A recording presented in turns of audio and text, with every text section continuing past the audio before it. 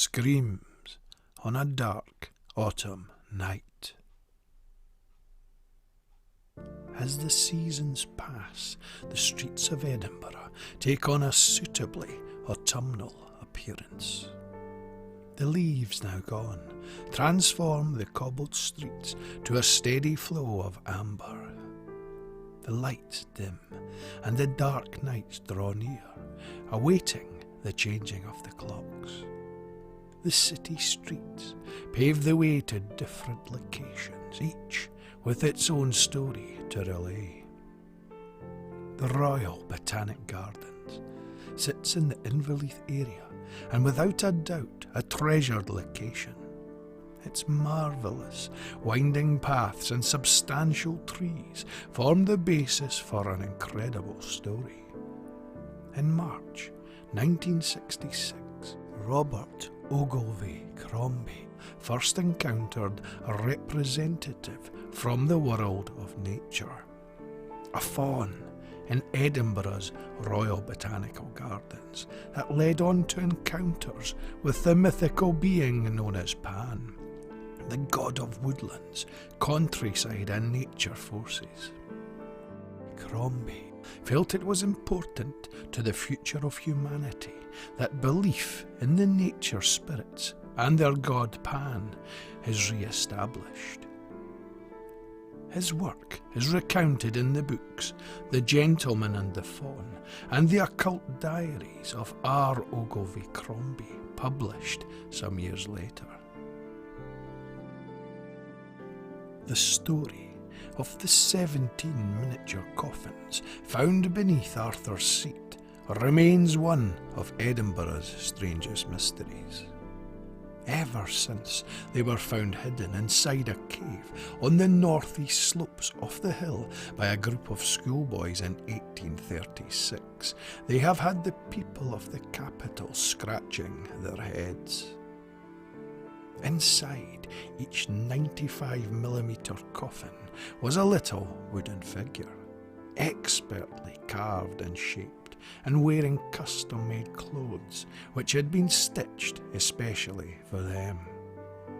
8 of the coffins survive to this day and remain on display in the National Museum of Scotland. The rest, it is believed, have crumbled to dust. But where did they originally come from, and why were they found buried beneath Arthur's Seat? For almost 200 years, academics, experts and professors have been looking into the mystery, so far with no luck. Many people believe that there may be a link to notorious killers Burke and Hare, and the burials were designed to represent their 17 victims. So sit back and enjoy the autumnal weather. Light the candles, dim the lights, but please, dear listener, listen for screams on a dark autumn night.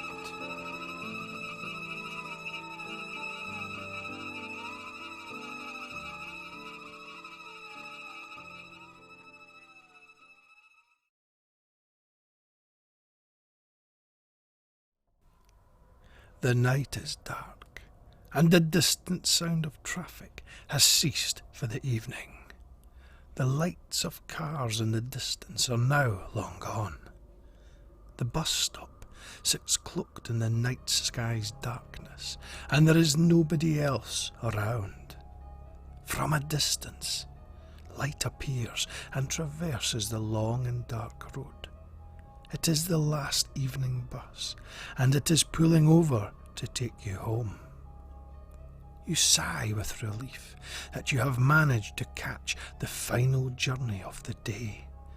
But think twice, dear listener. You may not realise who or what may be joining you on board tonight. I recently interviewed a man whose name I shall not disclose, but this gentleman is a bus driver with a difference. He has worked for many years providing public transport to the people of Edinburgh and Lothians. He has driven customers around the lengths and breadths of the city for many years. Our witness commenced his career as a bus driver sometime in the mid-1980s. He recalls the ease of getting around the city, the absence of today's road restrictions, and the abundance of traffic on the roads. As he states, the roads of the city were a very different story back then. He soon fitted in and became accustomed to shift work. The job was the ideal one for him. One day, in the winter months, while driving towards the end of the route, he noticed a lone passenger on the upstairs deck of the vehicle. He stopped at the terminus and switched off the engine. He called upstairs, "That's the last stop," but there was no reply. He observed the bus periscope, which displayed the upstairs deck. The passenger was still seated halfway along the bus, silent and motionless. He presumed that the passenger was possibly fast asleep and ascended the steps to wake him. As the driver reached the top steps of the bus, he turned. A wave of revulsion engulfed the startled driver when he realised that nobody was on the bus. Where did the man go in such a short space of time? Was he hiding? Was he ever there to begin? Some months later, while on the same route, the driver awaited the end of the shift and the welcome sight of the bus terminus. A solitary couple remained upstairs on the bus and had argued and shouted from the moment they boarded. The driver's patience grew thinner by the minute. He pulled the bus over at the next stop. The noise of the intoxicated couple grated at him as he activated the bus hazard lights. He called for the couple to calm down and was met by a reply of garbled abuse. Incensed by the couple's reaction, he quickly gazed into the upstairs viewer. The driver screamed out loud when the sight of a ghostly white face greeted him. It was staring directly into the lens of the bus viewer. With his startling scream, the couple ran downstairs and apologised for their commotion. Still shocked by what confronted him, the driver barely acknowledged as the couple hastily departed the vehicle. Over the years, the same driver would encounter ghostly passengers on many journeys. After a while, he did not become startled and would eventually come to terms with this strange phenomena. He now considers himself psychic and believes his abilities have been present for most of his adult life. It would take him to become a bus driver to realise the potential of his powers. This story, however, is not an isolated incident. The book, A Ghost Hunter's Handbook by Peter Underwood, reveals a similar story. The esteemed paranormal investigator recalls. During the summer of 1977, a number of Manchester busmen claimed that their vehicles carried a ghost passenger. One conductor felt a distinct chill as a lone passenger passed him to mount the stairs to the upper deck. When the conductor went upstairs a moment later to collect the man's fare, there was no one on the upper deck, and no one had alighted from the top story. Naturally, the conductor told his driver about the puzzling experience, and a few days later, the driver of the same bus saw in his periscope mirror the figure his conductor had described to him, sitting all alone on the top deck. He quickly relayed the information to his conductor, who dashed upstairs, but again the upper deck was deserted. The mysterious figure was never identified, although several of the older busmen recalled a heartbroken soldier who had returned to his house in Manchester during the Second World War to find that his wife had left him. He threw himself to death under a tram, and the bus that was apparently frequented by a ghost now runs on that same route that the tram once used. In the aftermath of the 2004 tsunami, which devastated Bangkok, strange appearances would commence. A taxi driver from Phuket described the afternoon he picked up an unusual passenger. The man, who appeared to be of Western appearance, possibly American, entered the cab to travel to the airport.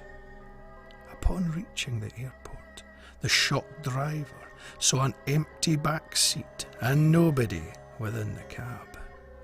The man sat silently throughout the journey, yet lucid and very much alive. He was not the first to encounter apparitions such as this.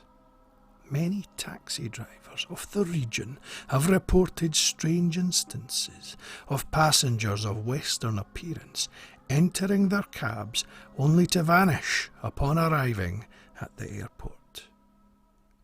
Could it be the lost souls of the tsunami trying to return home? Our Edinburgh bus driver is now retired and happily finished his time on the buses.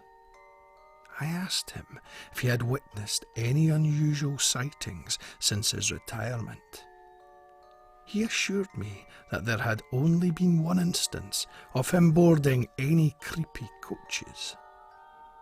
It was a large black vehicle situated on Waterloo Place with his 2 grandchildren. The famous Edinburgh Ghost Bus Tour.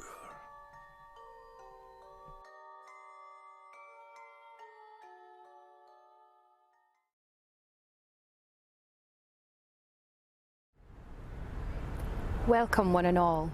Today we travel along the narrow and ancient streets of Edinburgh's New Town, an area saturated in incredible history.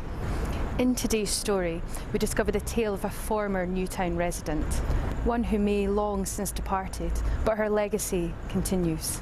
The ghostly legacy of Jane Vanell, also known as Jane of George Street.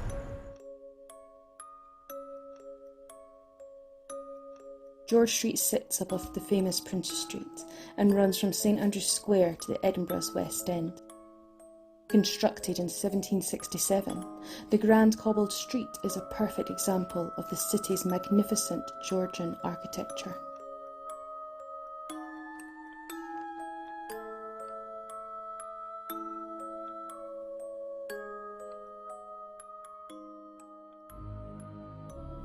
In the 1892 Dangerous Ghost, prolific writer Eliot O'Donnell recalls a mysterious encounter from a colleague who visited Edinburgh one day. The identity of the mysterious lady in blue is that of Mademoiselle Jane Vanell. A tragic version of events would unfold some 18 years before the sighting. I was walking leisurely along George Street the other day towards Strunnell's tobacconist, and had arrived opposite the grand building when I suddenly noticed, just ahead of me, a tall lady of remarkably graceful figure, clad in a costume which seemed extraordinarily out of date. It consisted of a dark blue coat and skirt trimmed with a black braid. Moreover, unlike any other lady I saw, she wore a small hat with one white and one blue plume placed moderately at the side. She was a strikingly fair woman, very pale yellow hair and startlingly white complexion.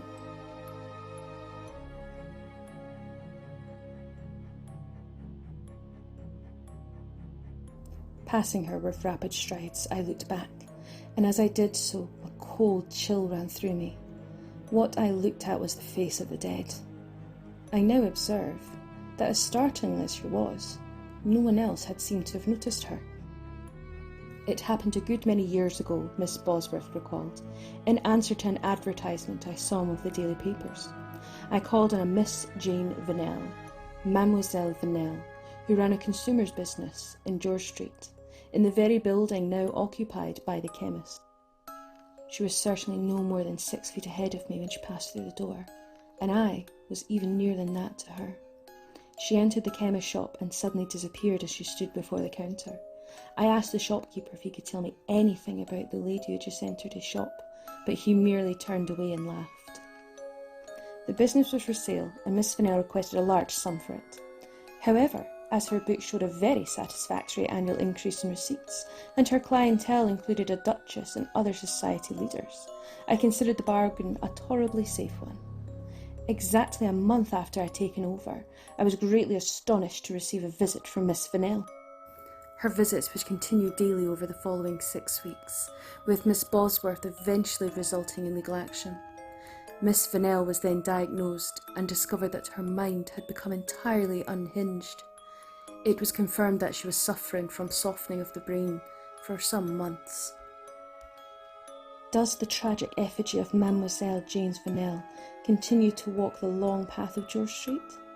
When the shops have closed and the daily revellers have retired for the day, take a walk through the dark confines of George in Edinburgh.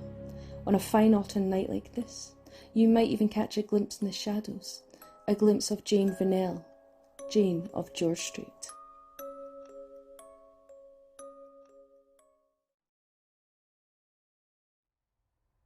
Welcome to the leafy confines of picturesque Inverleith Park. 3 supernatural tales now await you. Tour guide and author of the Haunted North books, Graham Milne, shall now relay stories from his new book, Tales from an Edinburgh Tour Guide. First story today is about a place called Lansdowne Terrace, which is near Haymarket Station. I bumped into an old neighbour of mine. His name's David, and he lived there about 15 years ago, and he told me that he'd had a very frightening experience in the building. When you go by today, it looks like any other building. It's kind of Georgian, there's nothing particularly offensive about it, nice architecture. But he lived there for about 15 years, and when he first moved in, of course, as you do when you move in, you decide to redecorate the place, and that was his downfall. When he redecorated the house, things began to go wrong. Now, the house, to let you know, belonged to the bishop who actually was the owner, or I should say the bishop of St Mary's, which was a big cathedral at the edge of the city there, and he did own this, and we assume it was rented out to students because it hadn't been done up in years. One night, soon after the decorating, he's lying there in bed sleeping, and he was woken up by the sound of something above his head. And when he woke up, there was what he described as a man in clerical garb, a priest floating just above his bed, a youngish man with black curly hair, and he said he was smiling, but it wasn't a nice smile, and he woke up and screamed. His partner wondered what the hell was going on. He tried to explain it. Of course, there was no guy to be seen. She thought he'd had a nightmare. Things continued and got bad to worse. Soon after, the vibe, if you like, in the flat got very, very heavy. Everywhere he went, things were going wrong. The relationship was slowly breaking down. He woke up one day and the bell was ringing downstairs. And of course, he let the person in and stood at the top to see who it was. And a policeman starts walking up the stairs. The policeman stares at him very, very rudely, very aggressively. And he wondered why. And when he looked over and said, "Is everything okay?" the policeman didn't acknowledge him in any way, but actually left the building without saying a word. He was left very, very perplexed. But things, again, got bad to worse. In the preceding months, things began to go horribly wrong with the relationship. His partner at the time didn't believe anything was going wrong, in fact thought he was being delusional, I guess, or so he implied. And this continued and continued. Very bad nightmares, strange noises, just a very unpleasant vibe. One morning he left the flat to go to work, and there was a woman standing waiting at the steps who approached him, and like out of any horror film, which is very, very scary, she walked and stood right in front of him, blocked his path and stared right in his eyes and just looked him up and down and kind of drank in his features aggressively. Satisfied with what she'd seen, she backed off and walked away. He was left flabbergasted. Who was this woman?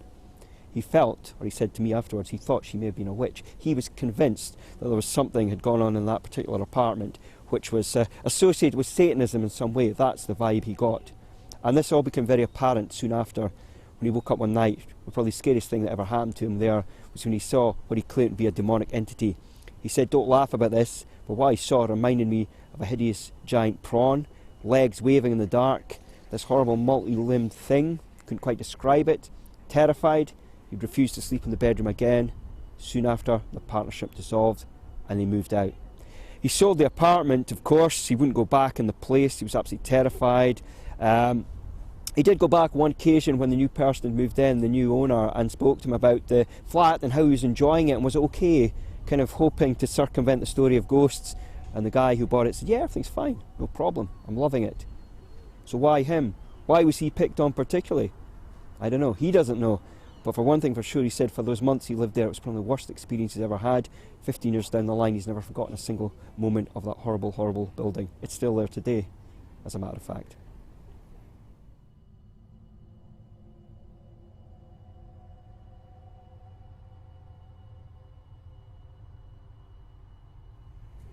I used to do a writing class, a beginner's writing, and one of the chaps who came along to my class was called Graham, and he was an ex-policeman, and typically we got chatting about ghosts.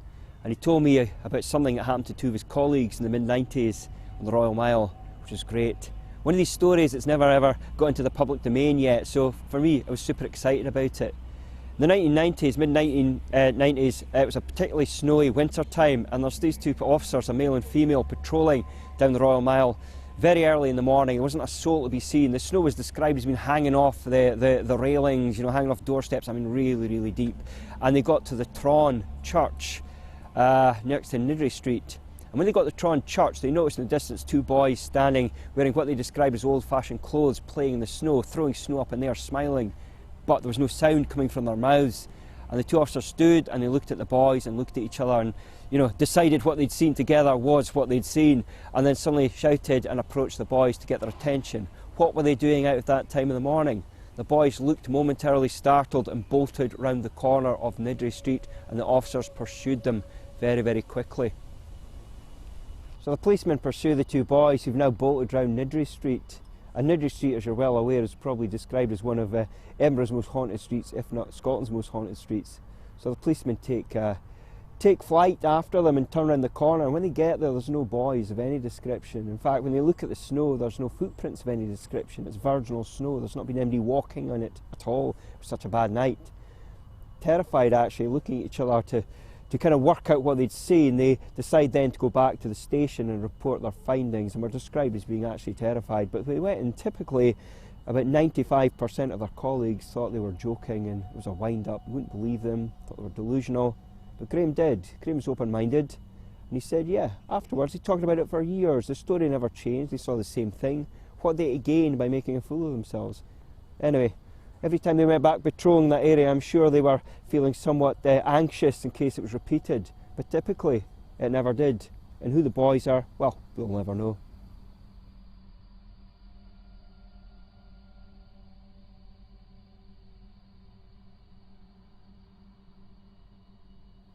Some years ago, a gentleman approached me with a story about a building that you all know and love called the Central Library in George Forth Bridge. The chap in question was an ex-security guard, and he'd been called in one evening because his company Securicor, if I remember correctly, had the regular guy was off ill, so he was called in to patrol the building. And of course, when you patrol the building, like a building that size, you're there all night and you have to go and clock in at certain points to make sure you've inspected everything. Anyway, it was his first time there, and he decides to investigate thoroughly this building and ends up down in the basement where he discovers a very old room, and it's nothing in it literally other than a photocopier and a few old coat hangers and I think an old one of those slide projector things you used to get back in the day. That was it. So at the end of this there's a big door, and he walks towards the door, you know, naturally wanting to see what's in it. Tries it, big old brass knocker, doesn't open, and he turns to go back, and suddenly the lights go out. And he has to claw himself towards the door. He's trying to remember where it was. What was even more terrifying, though, was that there was something else suddenly in the room with him, and it hit him in the top of the head and punched him in the stomach with such force that he fell to the ground. He was absolutely petrified. He said, for the first time since primary school, I actually prayed to God and clawed towards the door in the dark, and then suddenly this almighty bash went over his head, and he found that his head had an agonising lump on it. The door opened after him screaming and shouting, and he staggered up the stairs terrified, not looking back. Got to the bathroom, vomited, and it was then he decided to phone his supervisor. So you can imagine his predicament. He's now lying in the toilet, vomiting, sore head, terrified, phones his supervisor. The guy says, hold on, I'm coming. Eventually gets across town, comes to see him. That's what happened. He explains what happened. The supervisor, he said, looked slightly sceptical, but he described what he'd seen and which part of the building we're in.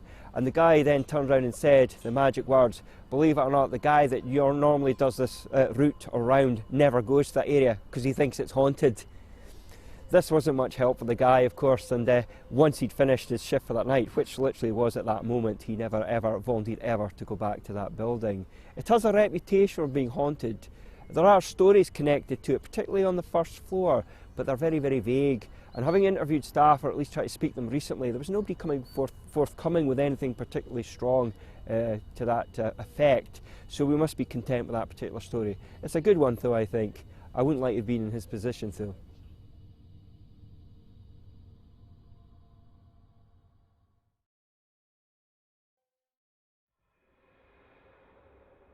Some time ago, I spoke to a woman with a dark and terrifying encounter. For Heather Bryden and her husband Andrew, a peaceful walk home from bustling Leith Shore would result in a frightening event. On a summer night in 2018, local Leith residents Andrew Bryden and his wife Heather walked home along the now darkening Constitution Street. Heather gained her husband's attention when she suddenly moved, altering her path as they passed St Mary's Church entrance. Andrew, intrigued by her sudden movement, inquired as to why. With an unconcerned reply, Heather informed him she was moving aside to bypass the older man. Bewildered by his wife's revelation, Andrew looked back to double-check for the man. There was nobody there. Heather insisted she had moved to avoid an older man wearing a flat cap and flannel trousers seated by the church entrance. The man is dressed in a traditional dockworker style, but from years ago, possibly the 40s. The events convinced the thoroughly puzzled couple that they saw that a warm summer evening in August 2018 may have been another of Constitution Street's ghostly residents. 2 other spirits exist within the area and have been documented over previous years. Residents of the area documented the sight of a man in Highland attire. The figure was sighted along Constitution Street late at night. The terrifying apparition was witnessed running and sitting across from the entrance to Coatfield Lane. There is a theory that the man may be Arthur Elphinston, the 6th Lord of Balmerino. His nearby property, Balmerino House, sat close to Coatfield Lane and is now the site of St Mary, Star of the Sea Church. Lord Balmerino was executed in the Tower of London on the 18th of August 1746 for participation in the Jacobite risings of 1715 and 1745. It took 3 attempts to behead the condemned man that fateful bloody day. Coatfield Lane runs off Constitution Street and connects with the Kirk Gate. It is here that the ghost of an older woman remains observed. Dressed in old-fashioned clothes and holding a posy, her spirit is said to depart from Coatfield Lane and disappear along nearby Queen Charlotte Street. Witnesses have described a scent of flowers after her appearance, only to vanish before their eyes. This incident was not the first time Heather experienced the supernatural. For some time, Heather was an employee of the James Pringle Woolen Mill, situated on Princes Street. The shop has existed for many years. Frequented by many tourists to the city, the shop remained busy until its recent closure. The building also remained active with paranormal activity. shop staff have encountered an unearthly customer. He would visit the shop from the rear entrance and enter from Rose Street Lane. The spectral figure is described as similar in appearance to Bonnie Prince Charlie and would be sighted walking in the back lane. The figure, dressed in breeches, a short coat, knee-length socks and a short pleated ponytail, would slowly ascend the steps to the shop. Upon reaching the back door, the ghostly figure would vanish. Heather relays that on one occasion she became aware of the sound of echoing footsteps approaching from the lane towards the shop's rear. She stood frozen in fear as the chilling sound of approaching ghostly feet drew nearer and nearer and nearer. Suddenly, she found the strength to break free from the terrifying trance and screamed aloud, "Go away! You don't live here anymore!" The shadowy figure then vanished. A strange coincidence would prevail during the final days of the shop's existence at the Princess Street address. While dismantling furniture at the back of the shop, staff prepared to move a substantial-sized cabinet. The unit housed expensive and rare malt whisky and sat hard against an old and discoloured wall. After moving the bottles completed, the two men began to manoeuvre the cabinet. Heather was shocked at what lay behind the long-situated piece of furniture. Situated upon the wall sat a faded caricature of a man. The exact figure was sighted many times in the same vicinity of the shop. It was the same man. The man's identity is unknown, and the shop has now closed. If you will venture to this dark Edinburgh street, you may meet him and find out for yourself.